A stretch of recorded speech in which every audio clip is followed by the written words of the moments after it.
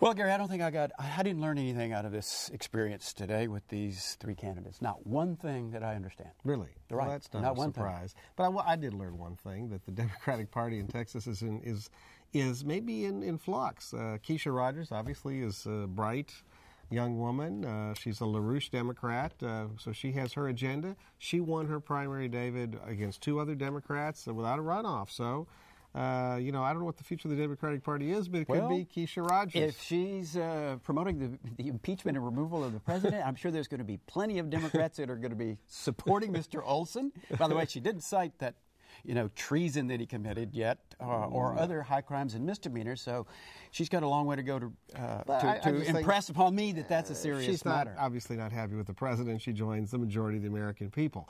Interesting about this race, though, too, is that Pete Olson runs 2 years ago against Nick Lamson. Nick Lamson, congressman, had been in Congress for a while, a long-time Texas politician, in a district that was thought to be marginal, and Olson now obviously will lock this district down probably for a decade. I would think that he would.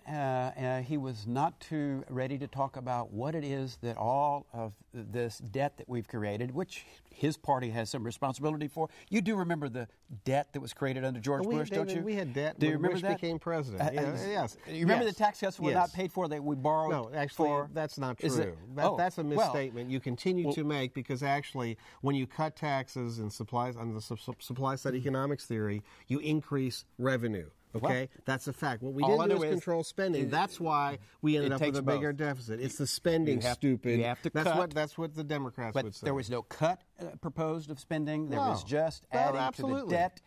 And these Republicans, like Mr. Olson, are still clueless. Well, and the Democrats came in and spent like drunken sailors.